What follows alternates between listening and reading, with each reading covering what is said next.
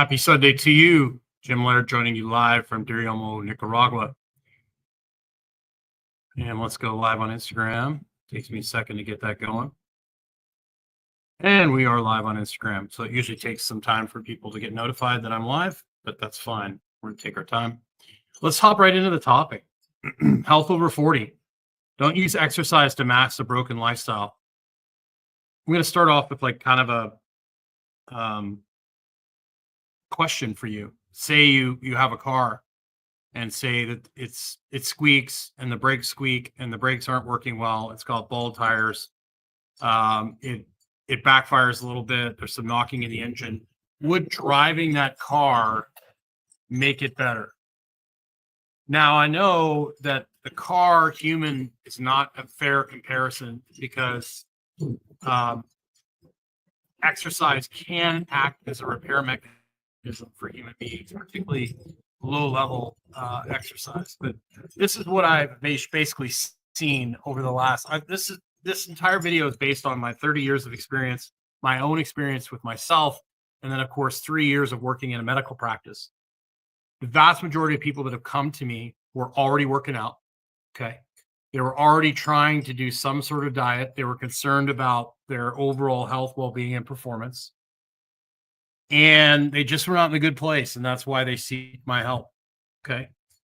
Many of them were, most of them were women, and many of them were training, sometimes with already training with somebody, sometimes twice a day. Many of them are running marathons, trying to burn calories. Many of them doing spinning classes, all that sort of thing. The common theme was with all these people that I've seen, and in the medical practice in particular, is they just could not relax. Okay. And it's gotten worse over the last, say 10, 5 to 10 years with the screens and all that sort of thing. And so what happens is you have this person that is chronically stressed. Okay. And I've talked about this over and over and over and over again. We don't have the physical stress that we used to have, which I think moderate to low level manual labor is very therapeutic. I've learned that from myself, particularly in the last couple of weeks, as I've been doing more activity, working with people in person. What it's done for my stress, my HRV, and all that stuff has been very positive. So being out, demonstrating exercises, being more active, not just sitting here and going for walks. And I was active here, but it's a little different. And social engagement. We've talked about how important social engagement is. That's a big factor as well.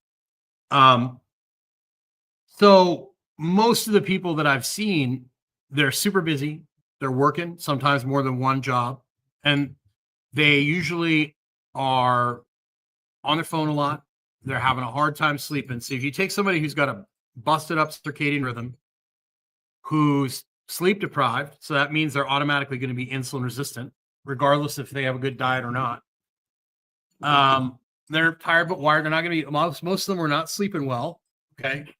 And that turns you into a human vacuum cleaner. So you have a much more difficult time regulating what you eat, particularly if you start doing marathons, spinning classes, really, exercise that gives you the perception that you're working really hard, you're burning all these calories. So I'll have this cheesecake, or, I'll go out with the girls after and have they'll drink an iced latte with 7,000 calories in it.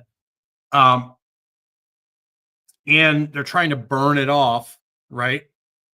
If you take that approach where I'm just going to put more work on somebody who isn't sleeping, who's not in a good place, who's more than likely mineral deficient, like magnesium deficient, all the, when you're under a ton of chronic stress constantly, you're going to be deficient in all these minerals. A lot of times because they can't relax, they can't calm down, their digestive system is going to be compromised. Many times, most of the clients that come to me have an autoimmune disease. So here's the approach that I take that worked for me and has worked for the vast majority of people that I've worked with over the years, particularly in the last 3 years. I love hard work. There's nothing wrong with hard work. Okay. But I want you to be prepared to do that hard work. Like if you're training to be an attorney, you don't go in front of the Supreme Court on day one. Okay. Our daily life used to get us ready for more advanced activity, like playing outside as a kid, playing sports, being active, mowing grass, doing manual labor. If you stepped into an exercise program, you had some sort of base foundation. That's gone now. People don't have a base foundation, and then they try and exercise on top of that without. They're doing top of the pyramid stuff without a base, and so when you don't have a big base on the pyramid's not going to go very high. So the number one thing I do with people, particularly when they come to me when they're broken, which is most of the people that are attracted to me and come to me, is one, we've got to get health. We got to get health. And exercise is part of getting someone healthy, but it needs to be exercise on a level that they can adapt to and that can build the capacity so their body doesn't have to work so hard. Because if you've got a high resting heart rate, a low HRV, high respiratory rate, that just means like your car is idling much higher than it needs to, and that your RPM is way too much. You're burning too much fuel. You're going to be burning up all sorts of minerals and all sorts of stuff. And even if you take supplements, you're not going to be able to, get yourself in a good place. So the number one thing we want to do is fix circadian rhythm. We want to get people outside, walking, not for exercise, for relaxation. We want to teach people how to shut down, shut off. Usually walking checks all those boxes, gets them outside, which calms them down, get them breathing through their nose. So it's really simple to start with that. That knocks off 3 or 4 different things. And then, of course, we start looking into adding proteins every meal. We start talking about water. We start talking about getting the lights off at night. And so we build this foundation of health, right, that becomes the base of the pyramid. And that base of the pyramid, a lot of people, particularly when they're older, if they just do some really simple things consistently, they eat enough protein, they walk, they get down, they do some really simple stuff, and maybe they do a few strength exercises a week, that might be all they need, right? But obviously, if somebody wants to look better or have some performance goals, we've got to make sure that pyramid is big and strong. And once that base level pyramid comes in, then you can sprinkle in some intensity and you'll actually get results from it because the body can actually adapt to it. Whereas many people are doing these workouts that, one, they're not prepared to do. And 2, they're not sleeping. Their nutrition is awful, and they're trying to burn it off. And then they get frustrated. They feel terrible. The only time they feel good is when they're exercising. You wouldn't believe the number of women that have told me, yeah, the only time I'd feel good is when I exercise. So I'd go to spinning class, the music's loud, people are yelling at me, and then I'd go home and just crash. And I couldn't get out of bed. I'd be drinking coffee, trying to get out of bed and eating Oreos, So we need to build the base level first, and you need to start slow and small and add habits. And then we want to add, some warm-ups in every day, some daily movement, and then we can add some lifting in. And then we want to make sure that we're, doing all the things we need to do to, once we got our car in better shape, like once you got the brakes done and you got new tires and the suspension's in good shape, you can drive it harder, but you still need to take it in for regular maintenance. You need to take it in and get the oil changed. Once the car's in good running order, it doesn't take very much to keep it there, right? But a lot of these people that I've worked with, in the last 30 years, they had driven their car into the ditch, right? And I was the same way when I got colitis in like around 2011, 2012. I had driven my body like a stolen car, and I had to do a complete rebuild. I had to learn how to relax. It took me a long time to get myself dug out of that hole. Same thing as when I ended up getting a staph infection from a pedicure. I was such a human zoo animal. It took me, a couple months to get myself in a better place, to fix my circadian rhythm, to get outside more. And I was able to get my health in order. So when you dug a hole, the first thing you got to do is restore health. The last thing you want to do is, when you're in a bad place and you're not sleeping and you're not eating well and you feel like garbage, the last thing you want to do is start going to like spinning classes or Tabata classes or like anything like that, right?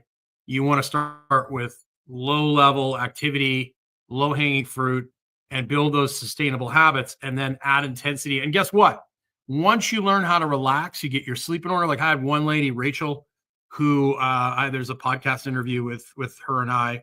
If you look up like Body IO FM, it's way back. You have to go on Stitcher, I think it is, to hear the interview. But she was training twice a day, had 3 jobs, and every time she went on vacation and didn't exercise, she would lose weight because she was more relaxed, and she would drop water weight, and she wasn't craving as many, many sweets and foods. She slept better on vacation. So she would drop a couple pounds just from like stress reduction. So once people get healthier, a lot of times that weight starts coming off without having to train. And then we get them into some strength training. And then maybe we do a little bit of conditioning. And we figure out what works best for each individual, depending on what they want. But then they have the base level of foundation to actually handle training. Everyone else wants to fix a broken car or a broken body or an unhealthy body that's sleep deprived with exercise. Or now, which I think I don't have a problem with a lot of these peptides and these GLPs. I think they're a great tool. The problem is people will take them in big doses. The people that are successful with them that I see do microdose just to take the edge off, and then they use the GLP to help them change their lifestyle, right? Because if you just basically take the GLP, especially in big doses, it's going to shut your appetite off. You're not going to eat. And if you're not eating any protein, you're not strength training, you're going to lose even more muscle mass, right? And do you want to be on that GLP for the rest of your life? You have to keep increasing the dose. If you use it for a short period of time, microdose, to change your lifestyle, once you get off it, if you want to come off it, but if you don't, you're going to have to keep increasing the dose. And then the higher the dose, the more chances of side effects. If you use it to help change your lifestyle, right, then you're not going to have a problem. I would argue, though, that most of the people, and I've gotten some great results without HRT, without GLPs. Once you get your sleep in order, once you start getting outside, once you start managing your stress, once you start putting the phone down, and once you start raising your capacity and then learning how to shut off and relax, you are not a human vacuum cleaner anymore.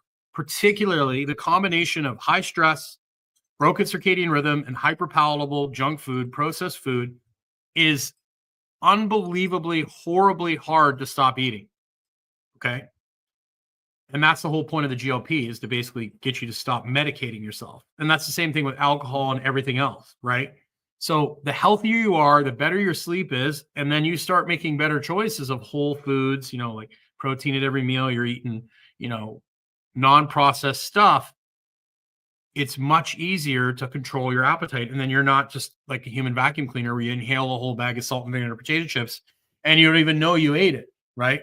So it's all about consistent choices. So if you're in a bad place, instead of like, I used to have women come to me all the time. I'm like, I'm not motivated to train anymore. I need someone else to yell at me. I'm like, nah, that's not going to be the case. We're going to like get you in a better place.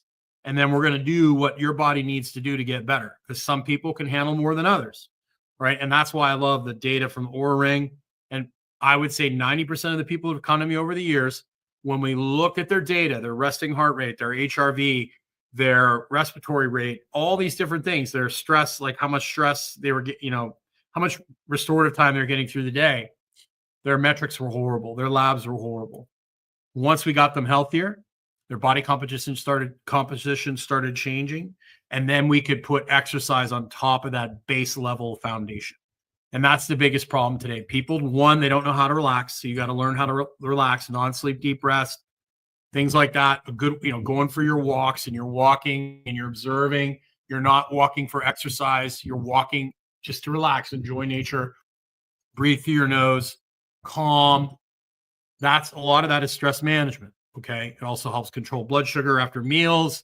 It helps digestion, all those things. So it checks off so many boxes. And then doing instead of like, if you're tired in the afternoon, instead of grabbing a coffee or an energy drink, you do a non-sleep deep rest for 10 minutes. And after I do a non-sleep deep rest, I feel so much better. And then the chances of me getting to sleep earlier that night are much higher than if I drink an energy drink. Energy drink sales are off the chart. Nicotine use is off the chart. People are looking for things to prop them up. Stimulants, and all those things have a place. They're a tool, but most people are reaching for that first. And then they're trying to go like, I want to change my body, so I'm going to go exercise super hard, try and burn it off, so to speak. And that doesn't end well for most people.